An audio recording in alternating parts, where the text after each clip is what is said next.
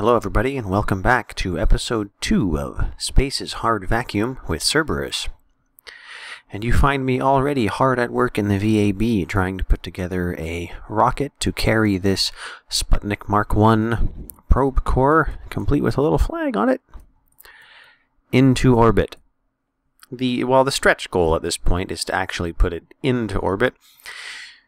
We really only need to get it suborbital, so it can do some upper atmosphere and suborbital readings, similar to the WAC Corporal, but the readings are different, so the science will be different too. And I'm having some issues, you see, because the selection of engines being limited as it is at this tech level, it's kind of hard to get engines on here that will both succeed in carrying this into orbit and also manage not to have final burnout thrust-to-weight ratios, like in the final moments before the fuel runs out, you know, in the vicinity of 11. That seems like it's probably a bit much, even for an unmanned probe. Maybe it won't be, because it's only going to ramp up to that, and then that'll be right in the instant before the rocket shuts off, but still. If I have to go with it, I will, but trying to find a way to avoid that a little bit. And that's with this engine being tech level 0 still. If I upgrade it to tech level 1, give it a bit more thrust, the burnout thrust-to-weight ratio is now 13.21. And the light-up thrust-to-weight ratio is over 3. So, I mean, well, one solution is going to be to make this stage longer. Go to 5 meters and see what that does, approximately. Still lighting up at 3.11, still maximum at 13.07. Make it 6 meters. 6. Lighting up at 2.67, maximum 12.8. Well, we're just going to go with that. We will give it, we'll give it that texture for that tank. This is basically already done. I don't need any antennas on here because the probe core has an omnidirectional radio antenna in it with a range of 9,000 kilometers. And that is plenty, especially given that that range will actually be a little more than 9,000 kilometers, because the mathematical model through which antenna ranges are calculated is such that basically the simple version is, because the range of the ground stations I'm going to be communicating with are so much higher, basically think of it as them having just more powerful antennas. They have more range because they have more power.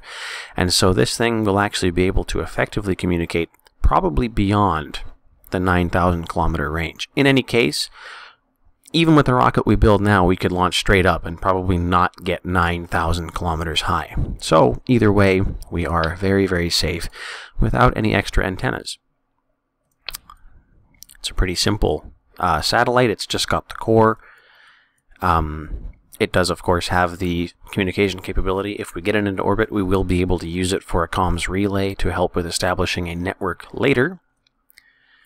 It's got some solar panels, obviously, to keep it alive, and a small fuel tank and an orbital maneuvering engine, just with, I think it's about 3 kilonewtons of thrust, which is plenty for a probe this size. I think this whole payload, basically what you're seeing surrounded by this fairing when I stick it back on here, is in the vicinity of, I think it's like 150 kilograms, if that. I'm going to see if I can make this fairing a little bit thinner, and I can. Yep, definitely. Oh, there we go. Now stuff's poking out. So we'll go that size. The thinner we can make this thing up here at the top of the rocket, the better off we'll be. We've got our 6 meter. Well, it's an upper stage. It's definitely an upper stage. Let's see what the gimbaling range is on this. 5. That's not bad at all. I was briefly considering just stretching this tank as widely as I could. and just using it as a single-stage rocket. You know what? Let's try it. Let's see how big. Oh, not any wider. I'm going to keep it to 0.5 meters wide. Make it longer. Because, I mean, as long as we get a launch thrust-to-weight ratio, and we're going to be looking at SLT there in my delta V stats in the top left. Surface sea level, I should say, thrust. Because that's going to be the determining factor while we're on the ground. If we make that 1.5, just until it ticks 1.5, that gives us 6,900 meters per second of delta V. That's almost enough to get this into orbit. Almost. So, let's think with this a little more. I have it currently running on aerosine and dinitrogen tetroxide, because that gives it 15 ignitions, which would probably be helpful for orbital maneuvering later. But that's what that engine is going to be for. So we can switch this to kerosene and liquid oxygen, which is going to give it a little more thrust again, I think. Oh, whoops. That's wrong. We don't want to do that. Oh, good. There we go. Okay. Get rid of the aerosine tanks. We'll put in a kerosene liquid oxygen tank. Delta V comes down a little, which is okay. I think because the fuel mixture is maybe a bit heavier. Or maybe just less dense. I'm not really sure. Less energy content. I don't know. I'd have to take a real good look at the numbers, and I'm not going to use up that much of everybody's time. So now we have a single, one only ignition. Sea level thrust is now 1.69 though, so we can make this tank longer still. Bring that down again to 1.5, and we can safely go below 1.5 even. 7,000 meters per second. You know what? Let's go. Well, hang on. Once we stick on some aerodynamic surfaces on here, then we could be into a bit of trouble. Just toss a few of these on there just to see. 4 times symmetry. Yeah, it brings the thrust weight down to 1.43. It will give us some attitude control though, which will be nice. And while I could use the procedural wings, those take a long time to set up.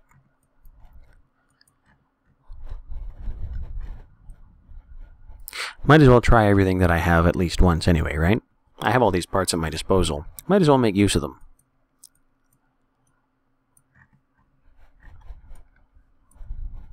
Although now this is no longer going to be enough for orbit. Because we are... we now have an incredibly long... Okay, well... that was a fun little experiment. We can still give this a good long tank, like you know, like 5 meters. Like whatever, 4.995 meters.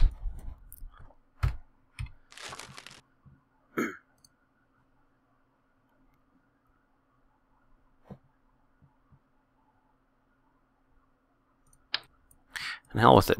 We'll do some P-wings.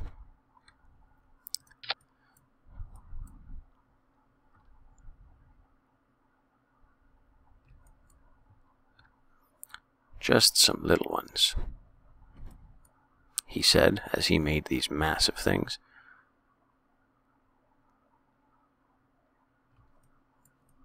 There, that'll do. Make them thinner. Like so.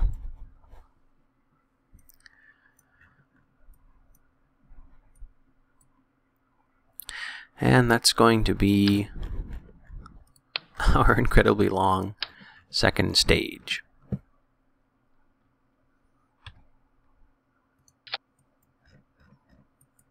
So actually, what we can do, we'll just use this second stage as a launch stage, and just try to get just suborbital. We'll be reasonable about this. Get a little more science first, then we'll worry about actually doing massive comm satellite networks. Take this one step at a time. After all, there are plenty of episodes left for me to fill with rocket tests. So, what will we call this? I really don't want to just call it Sputnik. That's a little too unoriginal. It's also terribly unoriginal if you realize that Sputnik, basically the Russian word, I think literally just means like satellite or something. It really is like it's not a special name. It's just a word. It would be like us calling this thing Satellite Mark 1. I think you know what? Let's just be ironic. Satellite Mark, was that actually a K, or was that like one of those? Well, I guess so. I thought I might have had a typo and used one of those instead of a K. Satellite Mark 1.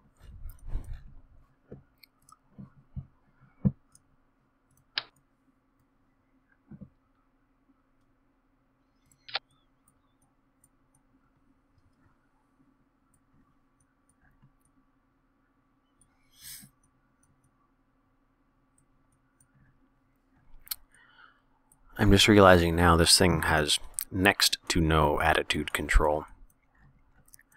But, oh well.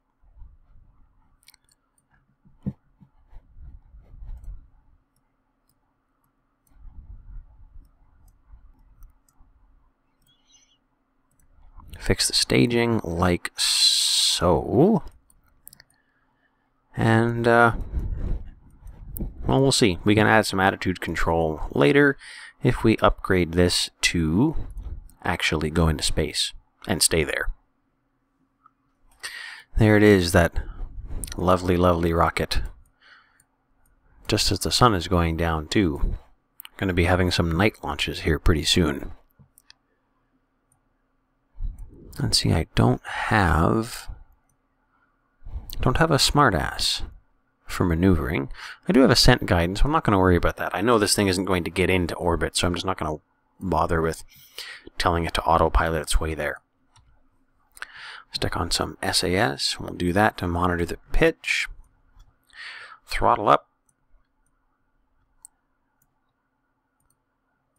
And away we go.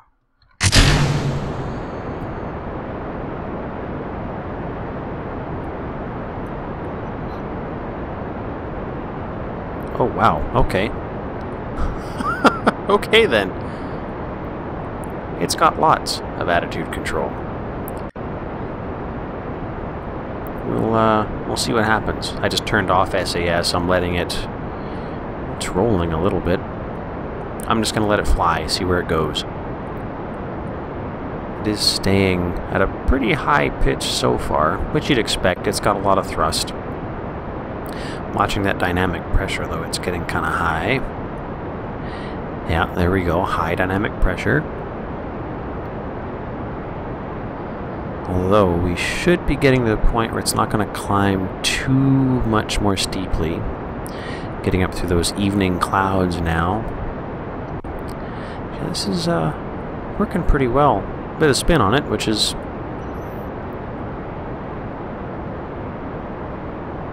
we can't really fix that. I tried doing some roll corrections there, and it's just not having any of it. It's, you know, it tries to induce like a wobble. Ooh, and we're getting de-entry heat. Uh-oh. Uh-oh. Trying to see how hot any of this is getting. Well, apparently not very.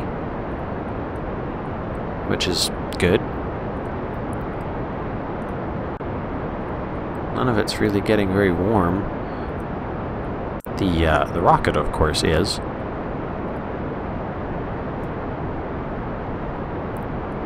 Well, we're definitely going to get suborbital now, that's for sure. Yeah, we're going to get good and high suborbital. And apparently slightly spin stabilized. Oh, not so spin stabilized anymore. Fire that up. Oh my. We'll just kill that.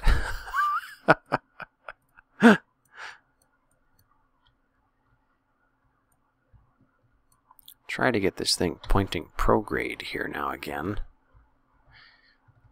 And actually, start the data recorder. Good idea. We're going to need that.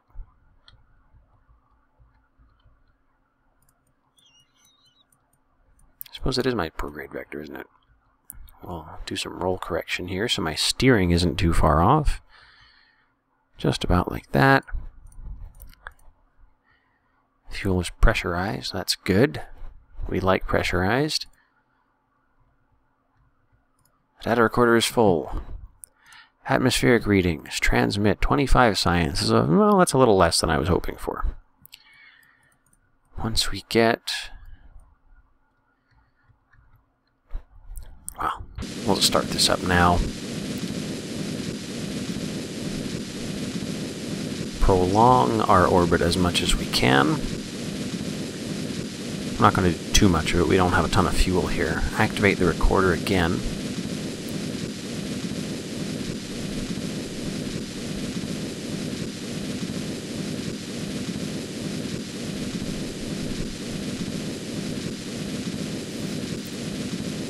Burn that piddly little orbital rocket with its 3 kilonewtons of thrust. The mighty, mighty E1R. Marvel of German engineering. Which it is in the Reaching for the Stars storyline, I suppose. It's a German engine.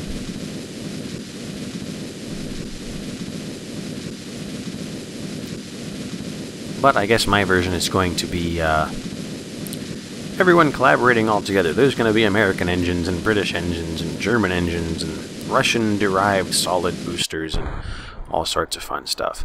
Alright, there's our rocket burnt out.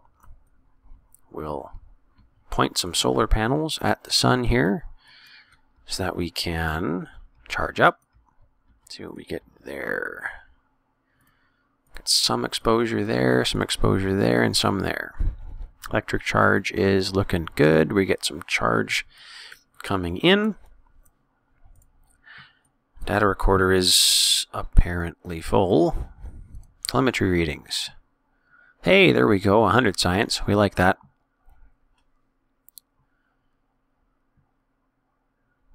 Apoapsis is coming in. How long is that going to be? 2 minutes. Plenty of time. Hopefully by the time we get back into the atmosphere, maybe we'll try another atmospheric reading. Hopefully we can keep connection with one or both of these ground stations here. That would be swell. I didn't check to see how much. I wasn't paying attention to how much science I got there. So activate the data recorder again. Because if this is anything like the WAC Corporal probe was, we're going to need to do this twice to make sure we get all of the science that we can. It's funny that the data meter says 500, but then it's full at 100. Another interesting little quirk. Do telemetry again. No, apparently we sent that all back that time. Atmosphere readings, of course, we won't be able to get until we get back into the atmosphere. So, let's throttle down, because we're out of fuel. And let's do that. Let's, I have a sneaking suspicion that we're going to be... Yep, we're all out of connection. Out of range. Well, not really so much range as that these are no longer above my horizon, or I'm no longer above their horizon. Or both, I guess, are kind of equally true. They can't see me, so they can't point a radio antenna at me. So, we are kind of dead in space. And lots of lag as we get in there. We will descend over the beautiful in-space sunset, and we'll get to watch this thing explode. I'll warp it up a little bit here until we get into some serious atmospheric pressures. We'll light up the night sky over the middle of nowhere in the Atlantic with a burning space probe. Must turn off SAS. It's not going to do any good anyway. See how hot this is getting. Ooh, it's going to get good and hot. Oh, there we go. That's... wow.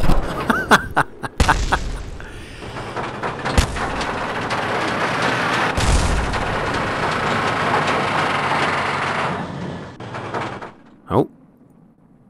All right then. That was a bit dramatic. I think the Mech definitely suffered its demise. Oh yeah, I've got no connection. Ha, silly me. Well, we'll warp up, because this is going to take a while to finish falling. Yeah, that the sound that you were hearing there, that was kind of ramping up. I think that had to do with like the Mech box just blew up spectacularly, because it gets treated a little bit like Kerbals in a manned probe with deadly reentry. You can take G-force damage. Basically, when the G-forces get above a certain point, it starts ticking a meter, basically. And when this meter reaches a certain point, you know, the Kerbal dies, or whatever the case may be. And I think that's what happened here. Between aerodynamic failures, heat failures, and G-force failures, we lost some of this probe. And the fireball was actually pretty spectacular. I'm not sure what was going on there. I don't know, something blew up into a bunch of pieces of debris, and they were all making reentry flares. I don't really know. But, actually, falling surprisingly slowly here, but it's still way too fast for this to survive. We're going to see a splash. Done. Another catastrophic failure. That wasn't really a catastrophic failure. 23.3 Gs was the most G-force endured, because we came down so steeply through the atmosphere on that, yeah, that would have been nasty if there'd been any people or Kerbals involved. So, back to the Space Center. Fortunately, there were no Kerbals involved. There was just science involved. Now we have 154 science. What shall we spend it on?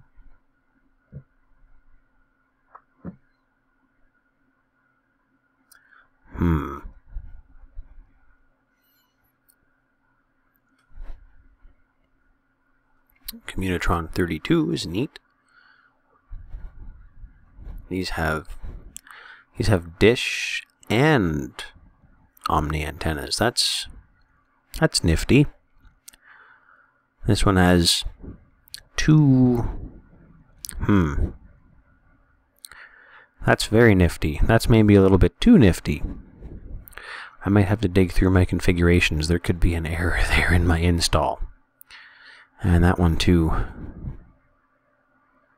Activated by default, and then another one.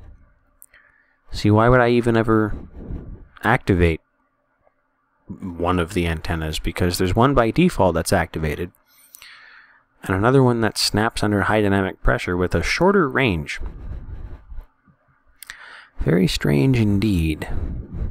Well, that one's good. But do I really need it? Those Sputnik probes have got a hell of a range on them just as they are, which is nice, I guess. What do we got there? Explorer 1 and Vanguard. Oh, look at this. Baby Sergeant rocket motors. Oh, there's the Explorer probe core.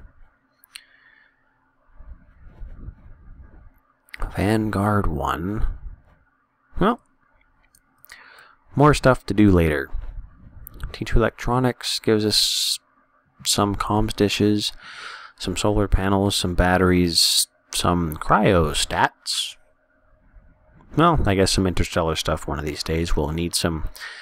We'll be doing some fusion and some cooling, I guess. Liquid helium isn't useful for much else, at least with the mods that I have. Oh, here we go. Yeah, the infrared telescope is going to need liquid helium to operate. So one day we'll be able to put one of those into space. Radiators, we don't need yet. Landing legs, we don't need yet. Flight stuff, nah, I haven't touched what we have. To be sorted. Things that don't work, basically. Stuff. Free stuff.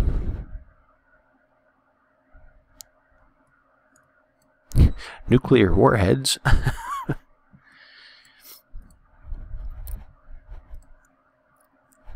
General SRBs. You know what?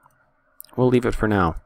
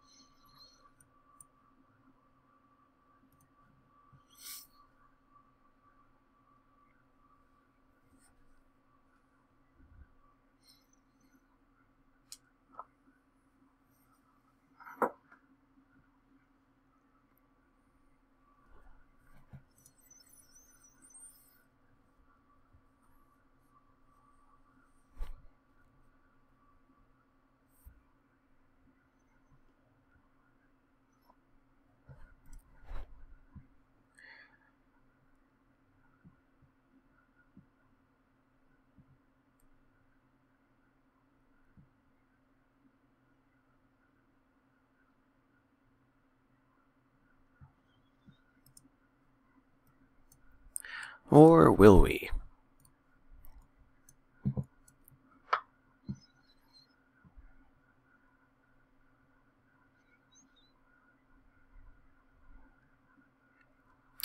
I think we will grab this Explorer probe core. Juno 1 fuel tank.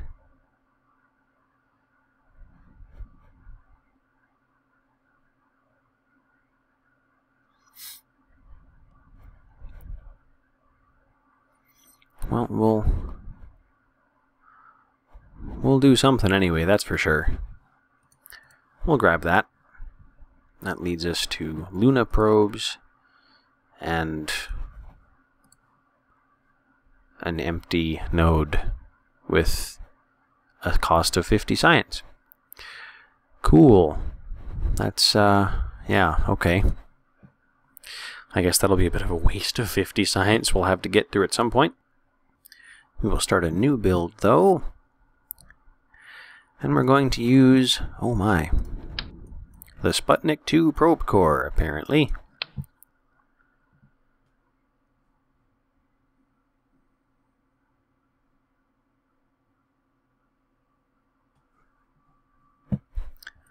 Let's see, we've got 1,500 kilometer antenna, which is not bad, I guess.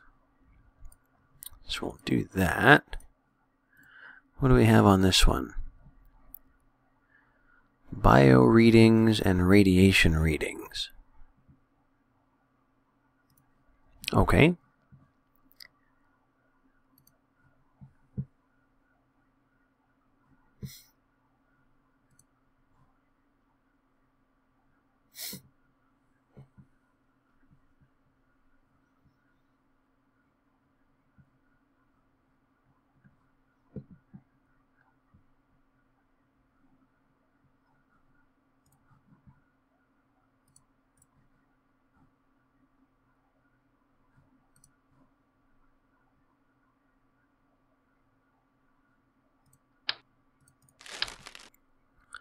Stick one of those on there.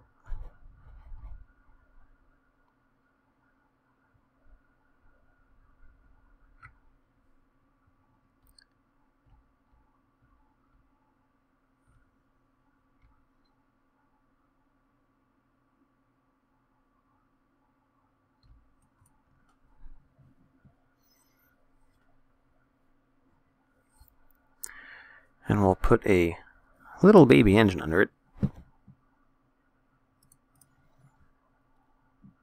We can do the mighty E1R again. The mighty E1R.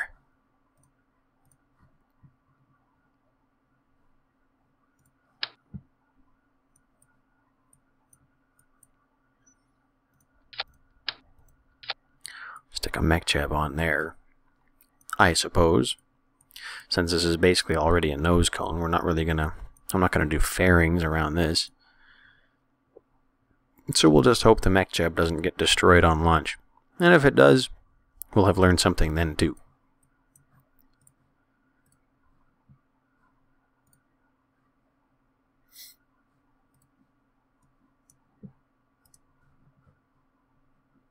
Oh, wow.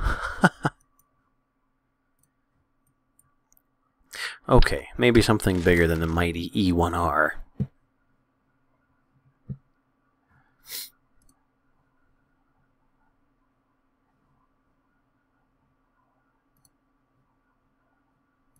We'll use the mighty A4.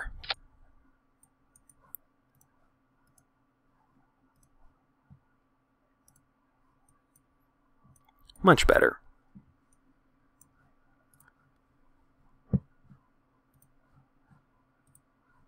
And we'll stick around that. A two-side interstage fairing adapter.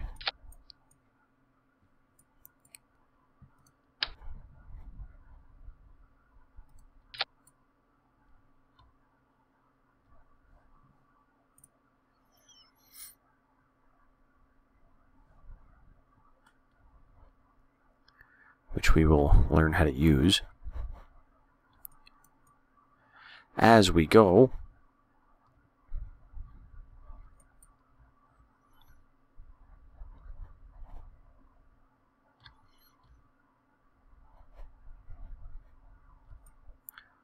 Just like that.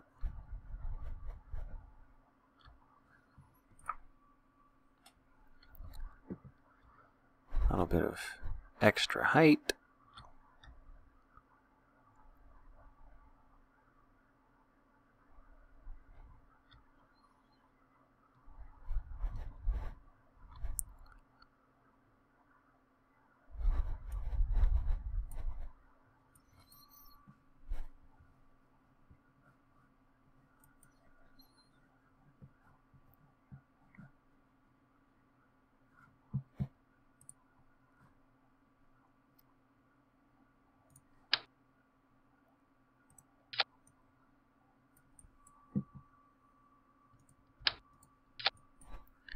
There we go. We'll call that good enough.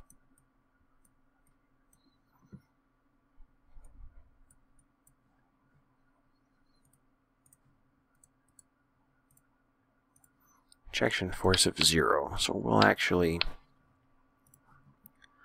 just for safety's sake,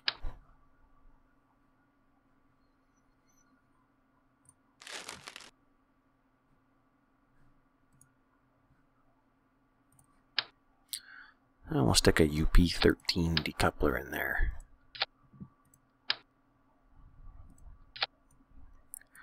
Just like that.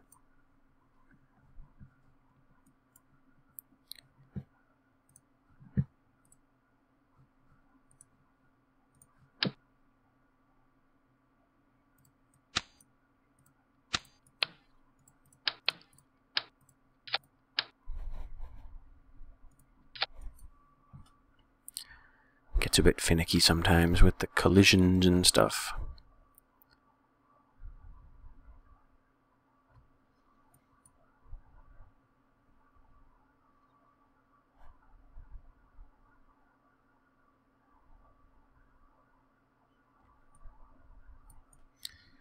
There we go.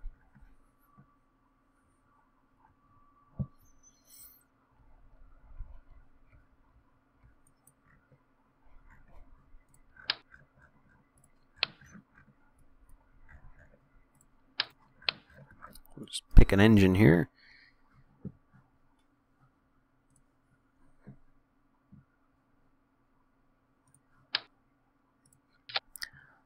wonder if that's an upper stage engine.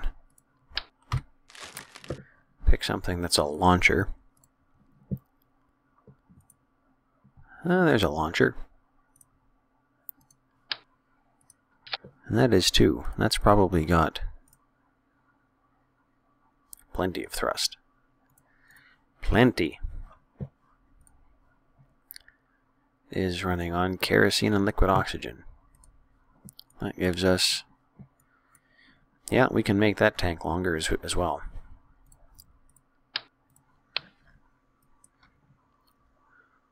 Okay.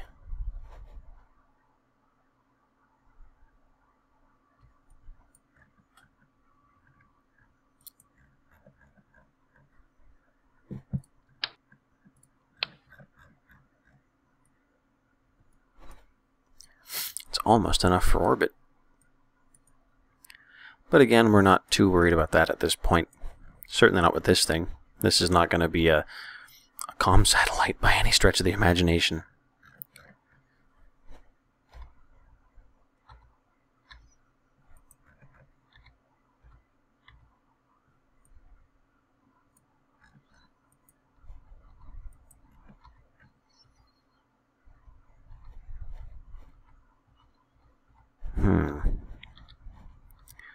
So many textures. I think we should pick the one that kind of matched the fairing. I find it again.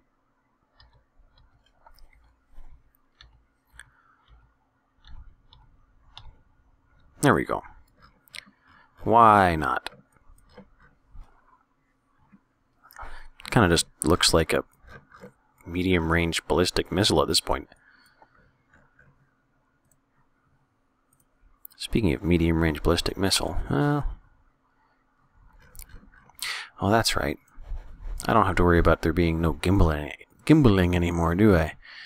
This guy, the D3, gimbals 3 degrees. Perfect.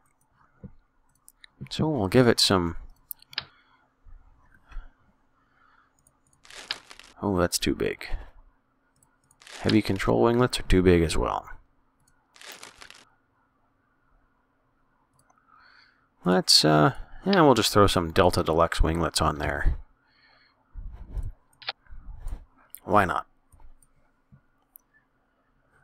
For a little bit of extra stability.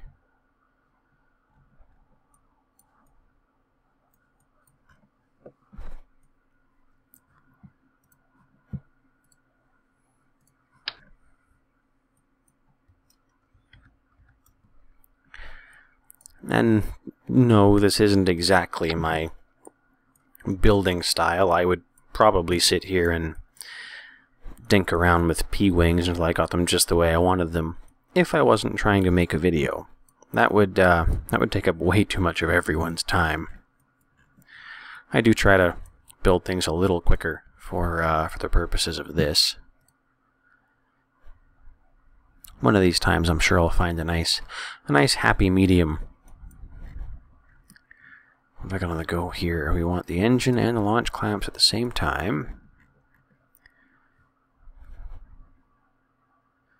And then what do we have? Well, shoot, we can just have all of that happen at once. We'll call that good. What shall we name this one?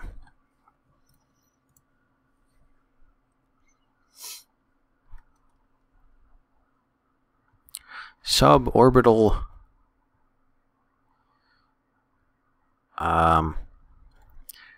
radiological and biological experiment experiment thing. I just sorbet there. I can't think of a better thing that starts with T. I just wanted to use the T. The suborbital radiological and biological experiment thing. Mark 1. Save that. It is going to happen.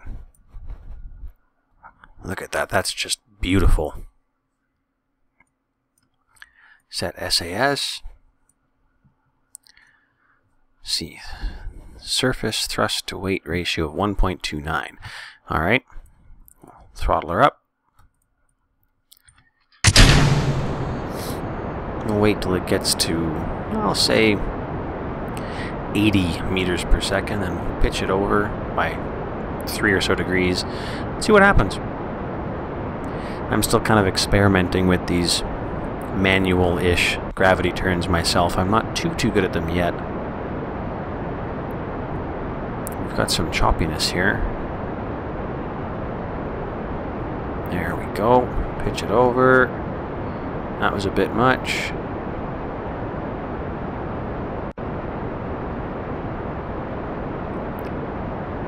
Leave it right there. It's not going to want to stay right there, though. Yeah, I can't control this thing with this lag. This is too much. This is not working at all.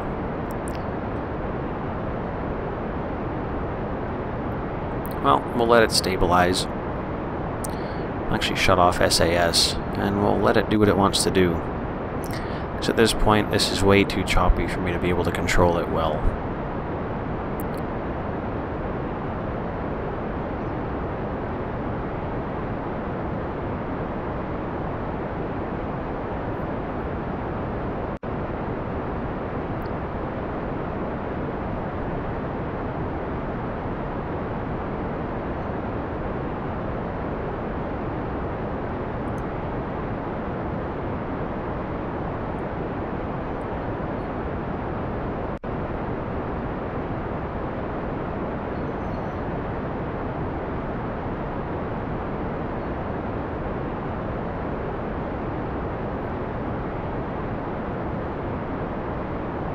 It always sucks when this happens, because usually it means I have to restart the game and all that kind of thing, but unfortunately I'm on some time constraints to get something up for a video before the end of the week.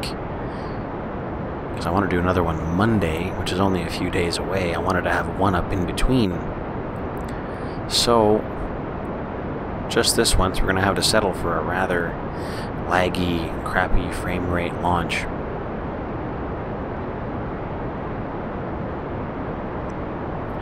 Settled into a half-decent gravity turn, though, for the most part. In space low, okay. That is what I figured. We have to wait until we get suborbital, and then we can take radiation and biological readings.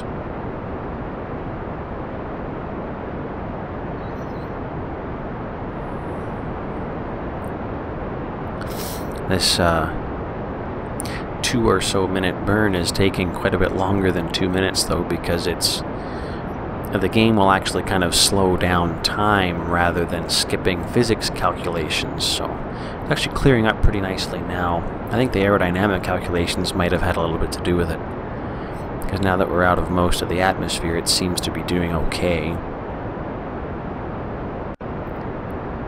Yeah, it's sped up for the most part fairly nicely here.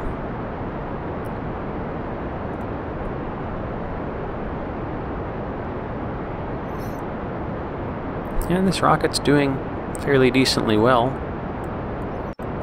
It would,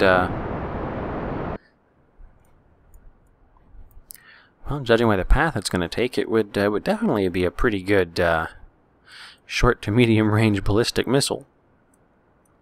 Although the payload isn't really as heavy as one of those nuclear warhead things. A short range one for sure. We're going to get good and high too, aren't we? Wow.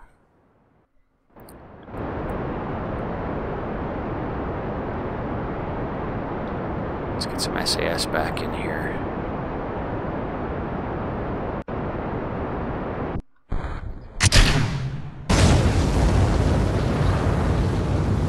Try to flatten this guy out a little bit. Stabilize that trajectory.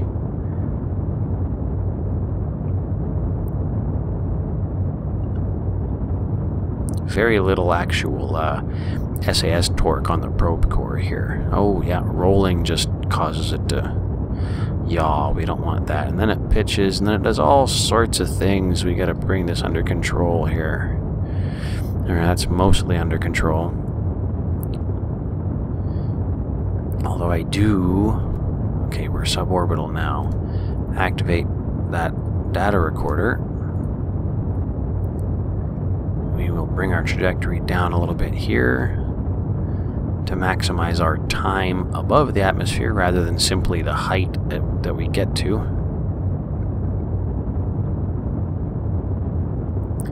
Switch to fine controls because I've just got to stabilize this thing by myself. It's not happening otherwise. Stabilize it and keep it down on a bit of a sort of facing downward trajectory so that the apoapsis doesn't get too much higher than it already is.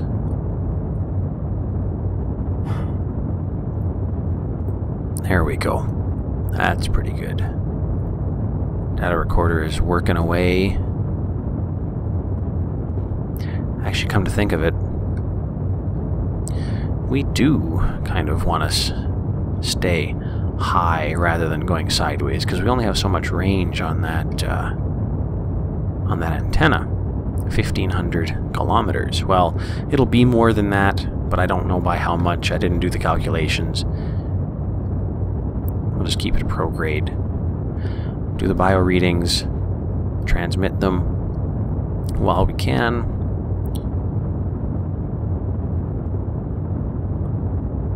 Trying to keep that heading stable. It's all manual. The SAS is not helping me at all. There's, like I said, not nearly enough torque. 15, well, okay, the last chunk was 15.7 science. Okay, all out of rocket. So we've done the bio readings. We'll do radiation readings, 100 science. Still got lots and lots and lots of time and electric charge left. See how much science we get here. It'll probably break it up into chunks. 62 there.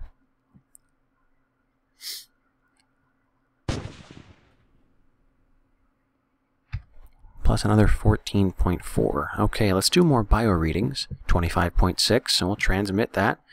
Get as much of that as we can while we're still in range of stuff. However, well, no. I was thinking maybe we'd fall into range of the Centre Spatial Guyanais down here. But it doesn't look like we're going to get close enough laterally. I don't know. Maybe we will. That seems like I think that's way more than 1,500 kilometers just over land, let alone including our altitude. But right now we've got good connection to the Mid-Atlantic, the Wallops there, Canaveral, Texas as well. Go back here. We've done all the bio reading we can, I think. 4.9. Not going to worry about that. Oh, the lag seems to be back, though. Radiation readings, 23.6. We'll grab as much of that as we can as well. We'll shut off the data recorder.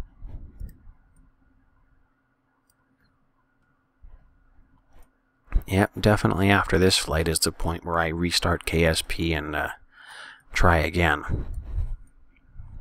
Fortunately, though, we were able to pull off the flight at least by the looks of it, so I will be, that'll probably be the only, there won't be any more flights on this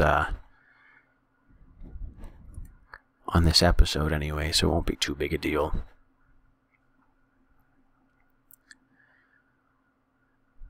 There we go. That's about it. That's all we're going to get.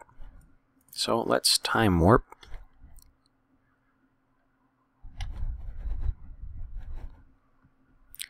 Up to 100. Still connected. What are we connected to? Oh, we do have a connection. Oh, yeah, okay. I guess that's the result of the high gain ground antennas actually kind of giving us more effective range on our 1,500 kilometer antenna. So we're going to, oh, look at that. We'll land way down there. I'd say that's a long-range ballistic missile. And we weren't even following a very good trajectory. That's, we're going up to 900 kilometers high here. Unfortunately, for those of you familiar with stock KSP, 900 kilometers altitude is nowhere near high orbit, so don't even think we're going to get any high orbit science anytime soon. For the purposes of the realistic mod suite, the real solar system, all that kind of thing, high orbit above Kerbin or Earth is actually beyond geostationary orbit.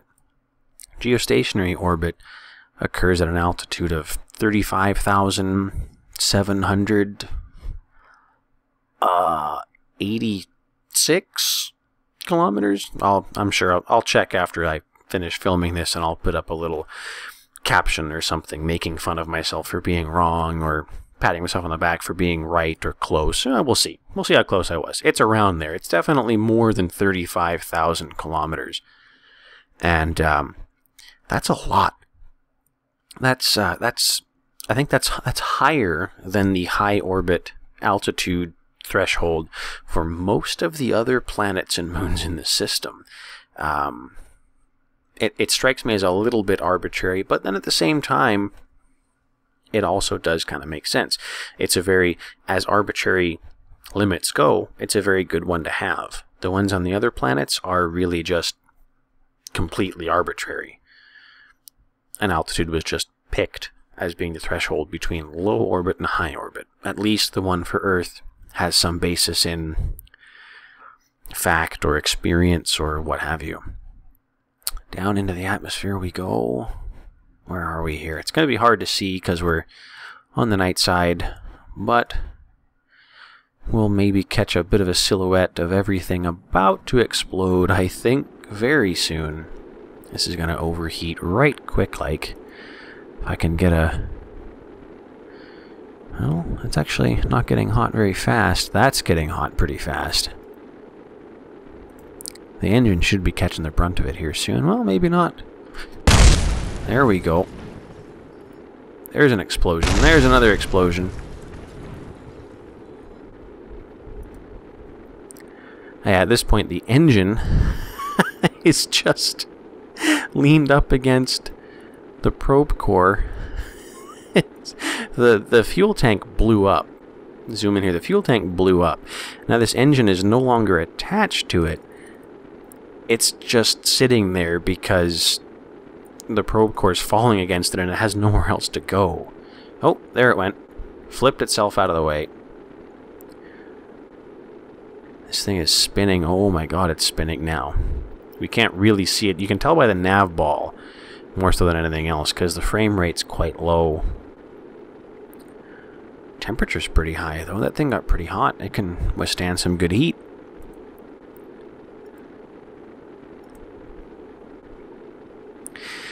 Now that I have the sort of rocket power where I can get things, I could probably get small things into orbit now if I wanted, and I can get bigger things into suborbital trajectories. We're going to start seeing some crazy, certainly for the uninitiated, some crazy re-entry, perhaps shows here. Let me bring up this time warp a little bit because it's starting to slow down a little. And we have to fly through the rest of the flight because the other alternative is to revert, and then we wouldn't get the science. So we have to watch it fall. And yeah, we're going to see some pretty serious re-entry. I mean, people that have played, well, even the stock game, there we go. Even the stock game has the glowing, the fireball sort of visual effect. Deadly re-entry, even for the stock solar system, will add the functionality where things heat up and things can get blown up and that kind of thing. Whether or not you have deadly re-entry, people who haven't played the real solar system are going to sit there thinking, wow, that thing looks like it's on fire for like 5 minutes. That's crazy. Well, it's realistic. That happens. The pods that came down, that come down at re-enter, they have this shock front of superheated air all around them for minutes at a time, and it's It's kind of scary to think about. We endured up to 45 Gs on that re-entry. That's... Ooh. Well, that vehicle sure as hell isn't man-rated. Okay. Here you can see we're in the Science Center again. The end of that flight was a little unexpected. Didn't quite go to plan. I'm not talking about the fact that we crashed into the ocean. I'm talking about the fact that I was unable to revert the flight, which I didn't want to do in the first place, or go back to the Space Center. I couldn't do either of them. I had to actually Alt-Tab out and kill KSP and hope I had retained my progress. And a quick test flight later of the same rocket showed that those experiments are spent. I did get that progress. And in fact, I even went and spent 200 of the 297 science that I had on general rocketry and general SRBs. I think I also grabbed this basic antennas node because it's free and there's nothing in it, just to see what else there was there. But we'll leave that for now, in case there is something that's there later, so that I can earn it properly. So I'm just going to leave it at just the basic antennas there. But the only real actual change is general rocketry, general SRBs. Mainly general rocketry, giving us a bunch of extra choices for engines to use on these rockets. Probably more fuel types. Definitely a better choice of thrust classes. We can possibly get into man-rating some rockets with these engines. And then we can get a bunch more science that way with some crew reports, all the usual stuff from that. However, the main track is still going to be... Next episode is going to be the Explorer probe and the Vanguard 1. We're going to get into higher orbit, at least. We're going to get into orbit for starters. We're going to get something into a real orbit. We're going to start leaving some stuff up there rather than having it just burn up on re-entry. So that's going to be the general plan for the next episode. And I thank you all again for watching this episode of Space is Hard Vacuum. And I will see you guys next time. This episode of Space is Hard Vacuum is brought to you by the number 9000. And the word of the day is sorbet. Happy Kerbeling!